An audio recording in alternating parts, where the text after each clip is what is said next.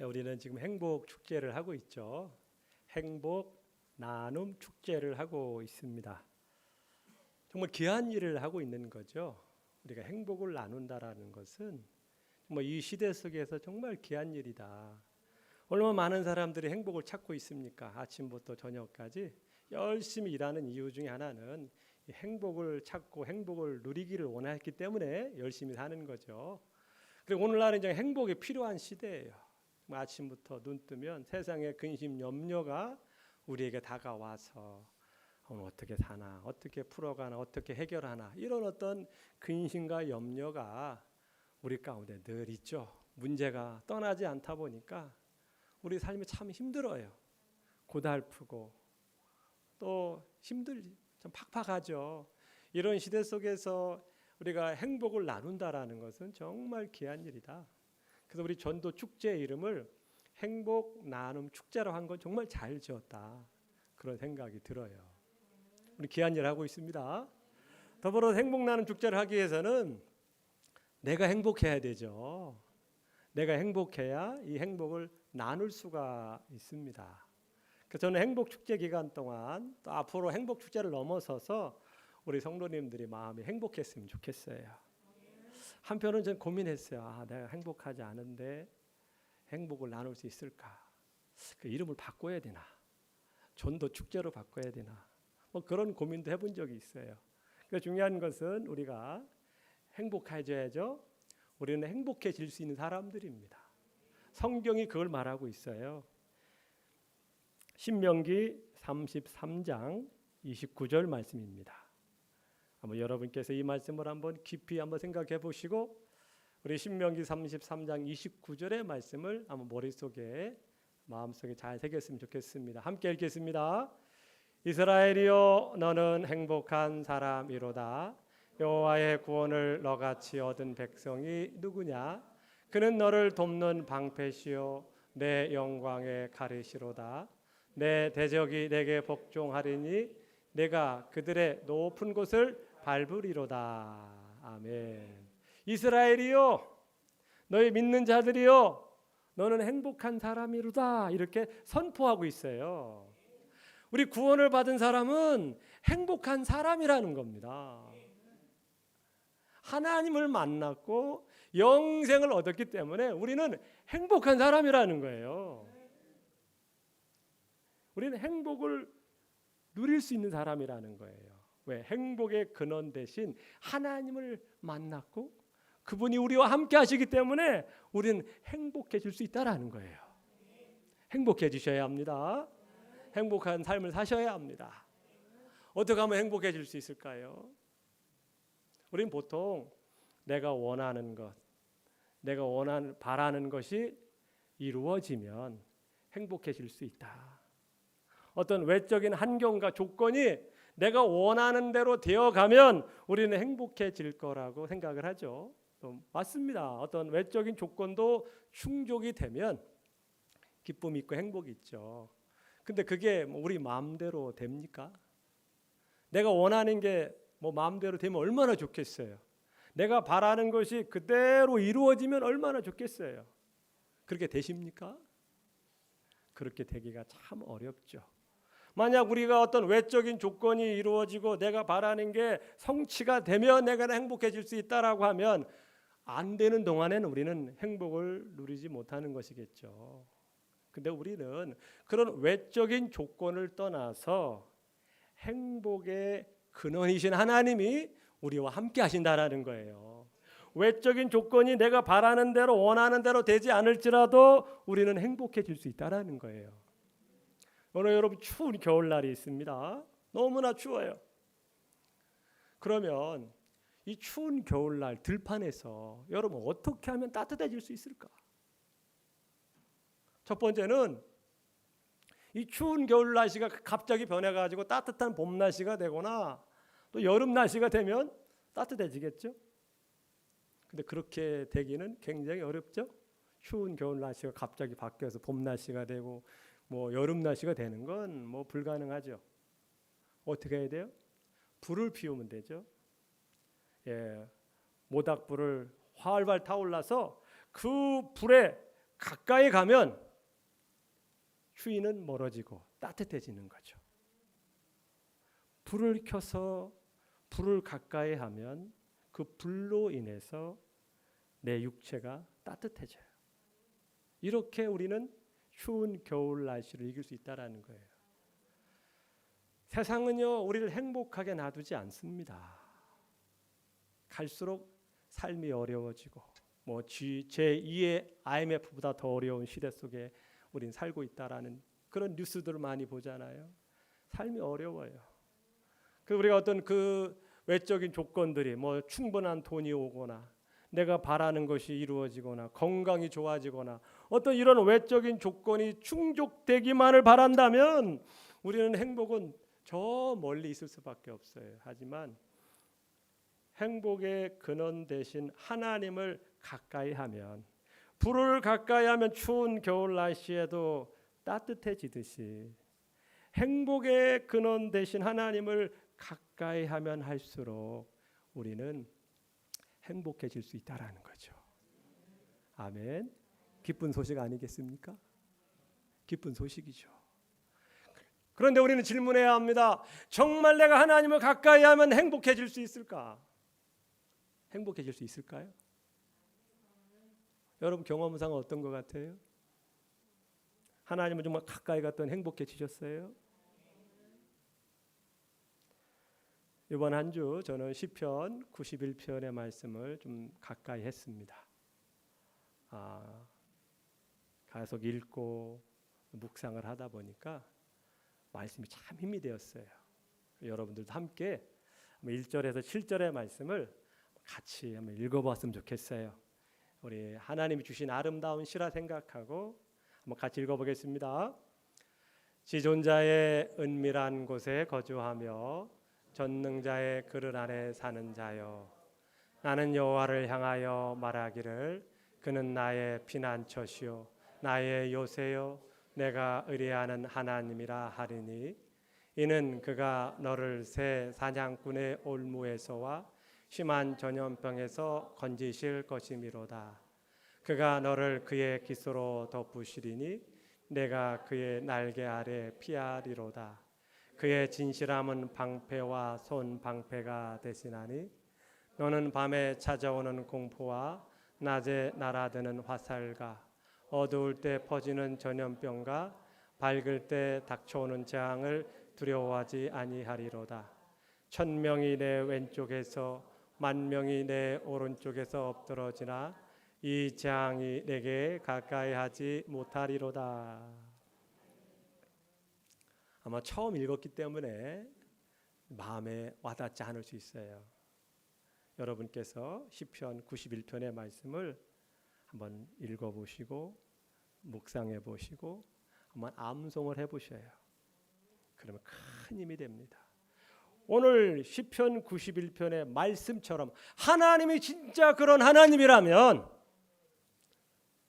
우리 마음이 든든하겠죠? 오늘 시편 91편의 말씀처럼 하나님이 진짜 그런 하나님이라면 우리를 지켜주실 수 있으시겠죠? 방패와 손방패가 되셔서 밤에 찾아오는 공포와 낮에 날아드는 화살과 어두울 때 퍼지는 전염병과 밝을 때 닥쳐오는 재앙이 내게 가까이 하지 못하리라. 이것만 없어도 얼마나 우리의 큰 힘이 되고 든든합니까? 이 내용이 진짜라면 여러분 이 말씀이 진짜일까요? 가짜일까요? 그냥 우리 마음에 그냥 위로가 되라는 말씀일까요? 우리는 신앙생활하면서 하나님을 너무 모르고 너무 가소평가하고 우리가 믿음이 없다 보니까 이 좋으신 하나님을 누리지 못한다는 게 우리의 실수 아니겠습니까? 여기에 나와 있는 하나님은 그냥 읽기 좋으라고 쓰여진 글이 아니죠. 수많은 사람들이 경험되고 그들이 체험한 것을 기록한 것이 바로 시편 91편입니다. 1000명이 내 왼쪽에서 10,000명이 내 오른쪽에서 엎드러지나 이 재앙이 내게 가까이 하지 못하리라. 이렇게 하나님을 자기의 지존자로 삼고 전능자의 그늘 아래 살게 되면 이렇게 지켜주신다라는 거예요. 보호해 주신다라는 거예요. 함께 해 주신다라는 거예요. 우리는 과연 진짜 그럴까 생각했지만 시편의 기자들은 그걸 경험했기 때문에, 다윗과 같은 사람이 경험했고 모세와 같은 사람이 경험했기 때문에 글로 기록을 남겨서 너희들도 전능자의 그늘 아래 한번 살아봐라, 우리에게 권면해 주시는 거죠. 이 좋으신 하나님 우리가 다 누렸으면 합니다. 아멘. 그러면 이 하나님이 나와 함께 하신다는 확신, 우리 하나님 이런 능력이 있으신 분이라는 것을 우리가 알게 되면 우리는 현실적으로 외적인 환경, 조건이 어렵고 힘들더라도 우리의 마음은 평안할 수 있죠. 말씀이 내게 들어오면 그다음부터는 하나님이 일하신다라는 겁니다. 오늘 본문에 나오는 사람이 있어요. 오늘 본문에 나오는 사람은 몹시 실망하고 절망 가운데 있습니다. 17절 말씀을 봅니다. 예수께서 이르시되 너희가 길 가면서 서로 주고 받고 하는 이야기가 무엇이냐 하시니 두 사람이 슬픈 빛을 띠고 머물러 섰더라. 그들의 얼굴빛이 어떻습니까? 슬픈 빛이라는 거예요. 다른 번역에는 침통한 얼굴이다 이렇게 표현했어요. 상상을 해보세요. 얼굴이 우울합니다. 슬픔이 가득해요. 그 얼굴빛이 변했어요. 한숨이 그냥 저절로 나옵니다.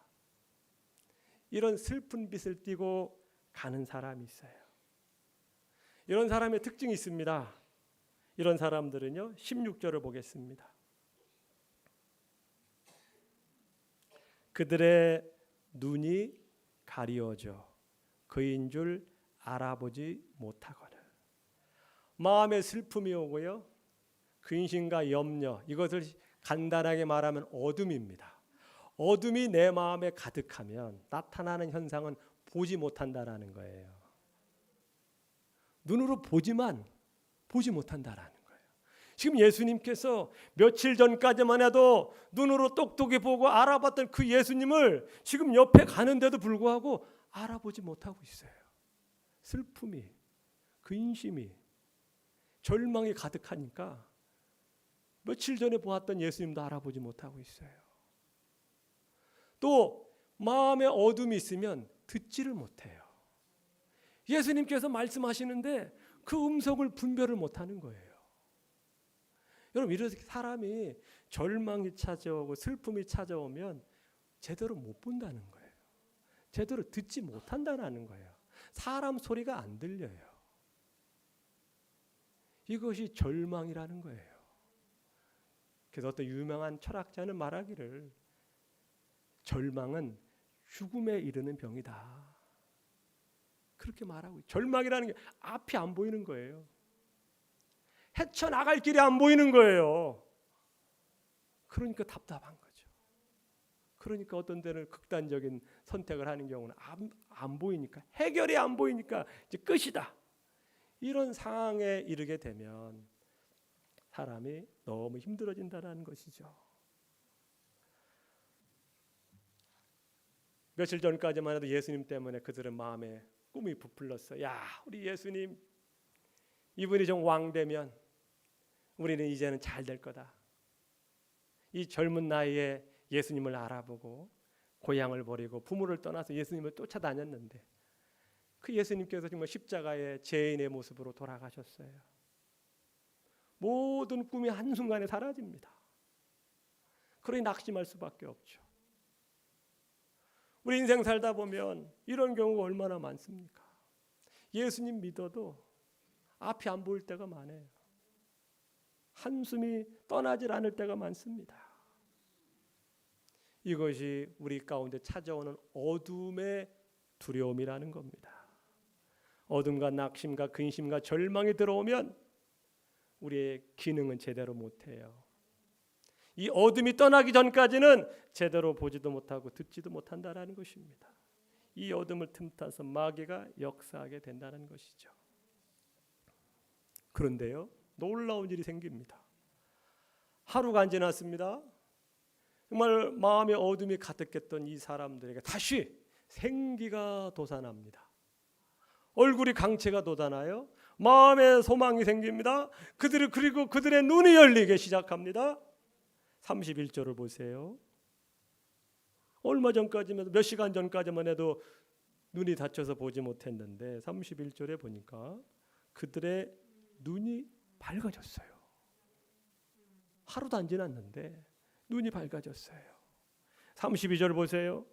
그들의 마음은 차가웠고 냉랭했는데 32절 보면 그들이 서로 말하되 길에서 우리에게 말씀하시고 우리에게 성경을 풀어주실 때에 우리 속에서 마음이 뜨겁지 아니하더냐.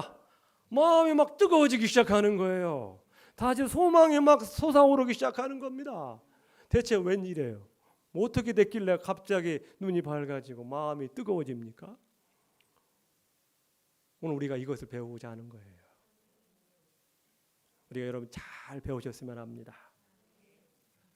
어떻게 이런 일이 생겼습니까? 27절 말씀을 보시기 바랍니다. 이들이 갑자기 얼굴이 밝아지고 눈이 밝아지고 귀가 열린 이유가 뭡니까? 이에 모세와 모든 선지자의 글로 시작하여 모든 성경에 쓴 바 자기에 관한 것을 자세히 설명하시니라. 예수님께서 그들과 함께 길을 하며 동행합니다. 그때까지도 알아보지 못했어요. 그런데 25일이 되니까 거리상으로 10km 되겠죠. 10km를 함께 걸어가면서 예수님이 뭘 했습니까? 성경 말씀을 가르쳐 주기 시작한 거예요. 모세의 글로부터 선지자의 글로 시작해서 메시아가 어떤 분이고 어떻게 태어나고 어떤 일을 할 것인가 그거를 쭉 설명하는 거예요. 설명을 하다 보니까 이분이 우리가 얼마 전에 따랐던 그 예수님이네. 다윗의 자손이고 베들레헴에서 태어나고 나사렛에서 자라고 기적을 행하고 십자가에 못 박히시고 3일 만에 부활하신다는 구약의 성경을 읽다 보니까 많이 듣던 분인데 이분이 바로 우리가 믿던 예수님인데 하면서 다시 한번 마음이 뜨거워지기 시작해요. 그러면서 마음의 눈이 열리기 시작하면서 보게 되었다라는 거예요. 예수님을 보고서 마음이 뜨거워진 게 아니라 말씀을 들으면서 말씀이 깨달아지고 말씀이 이해가 되고 말씀이 들리기 시작하면서 눈이 열리기 시작했다라는 거예요. 세상에 많은 사람들은 내가 예수님 보면 믿겠습니다 라고 하죠. 근데 오늘 제자들은 예수님을 봤지만 못 믿잖아요. 보면 믿는 게 아니라 마음이 믿어지면 보게 된다라는 겁니다. 들리게 된다라는 거예요. 우리 예수님께서는 제자들과 동행하면서 성경을 가르쳐 주시고 풀어 주시고 해석해 주시고 설명해 주시면서 이 말씀을 그들에게 심어준 겁니다. 그러면서 이 하나님의 말씀이 들어가면서 그들이 다시 살아난 거예요.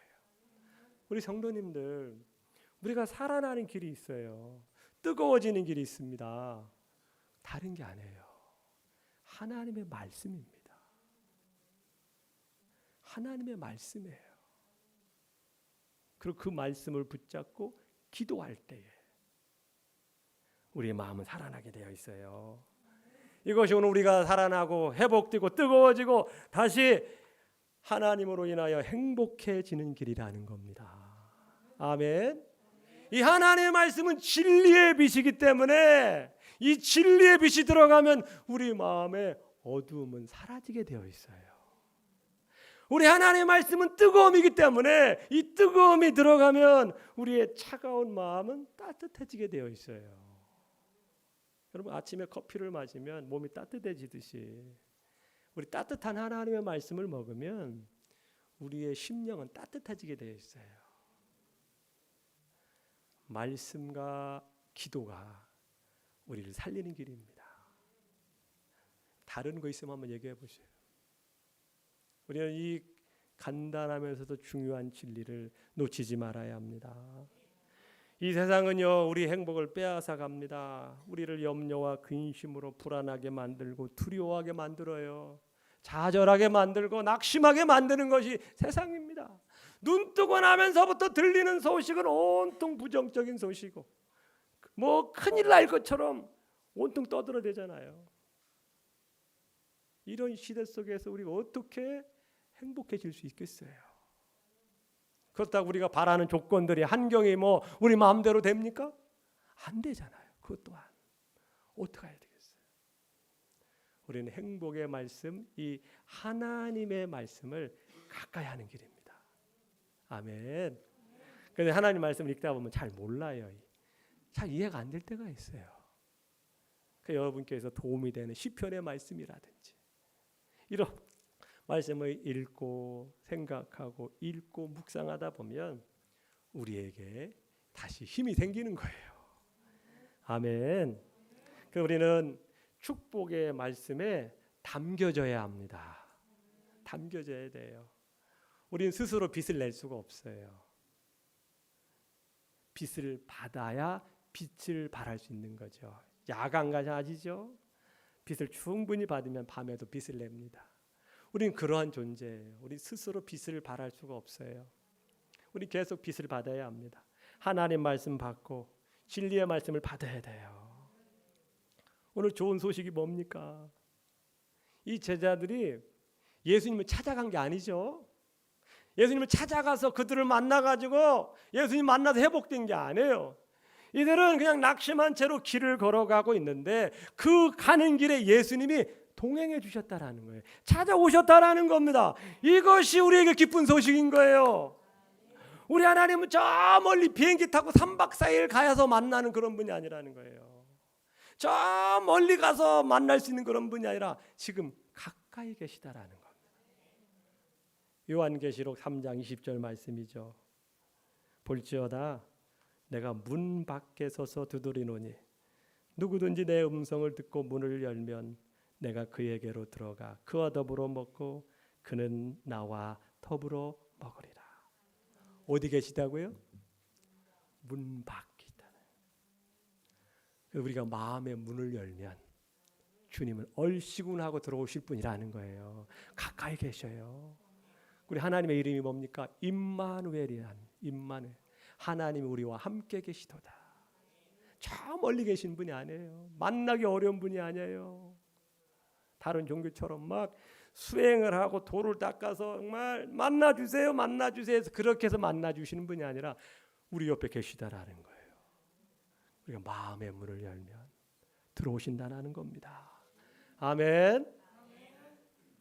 우리가 해야 될 일이 있어요. 29절 말씀을 봅니다. 28절과 29절을 봅니다.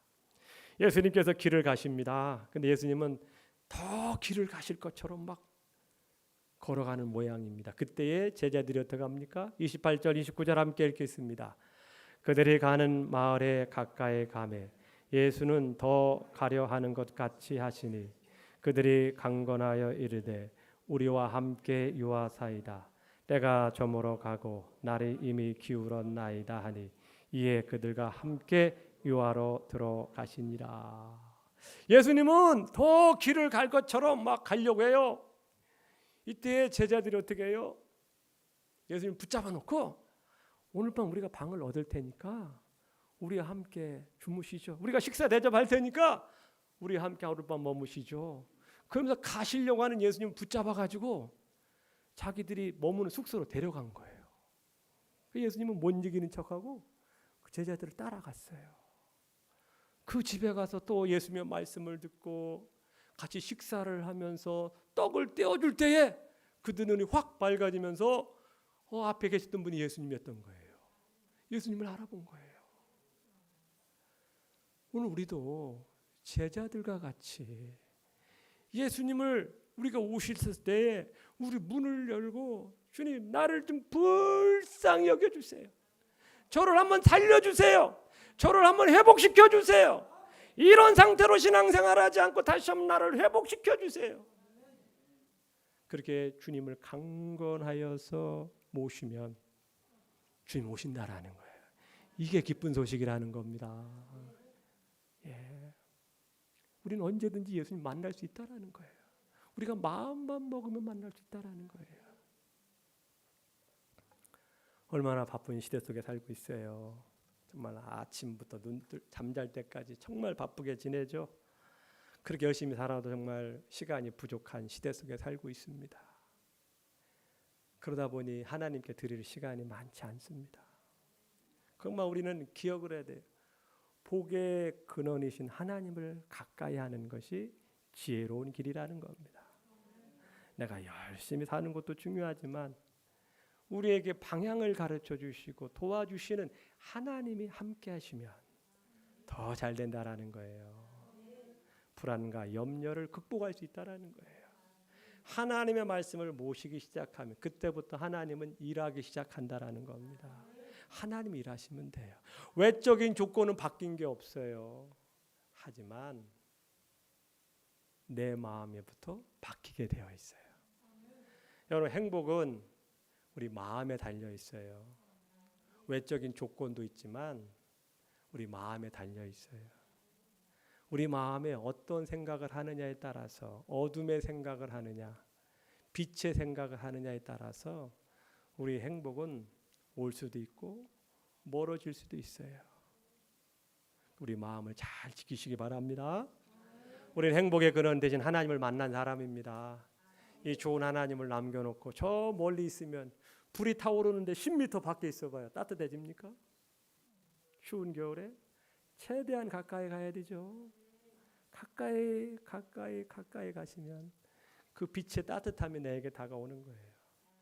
우리는 행복의 그런 하나님을 만났어요. 하지만 저 멀리 두고 따라간다면 행복은 저 멀리 있게 되는 거죠. 우리 성도님들께서 우리 행복의 근원 되신 예수님을 더 가까이 하시길 바랍니다. 시간을 만드세요. 시간을 쪼개세요. 억지로라도 교회 자리에 나오셔요. 그리고 기도해 보셔요. 시간을 좀 투자하세요. 그렇지 않으면 행복이 좀처럼 오지 않을 것 같아요. 하지만 주님께 가까이 하면 우리 주님 우리를 만나 주십니다. 기도하겠습니다.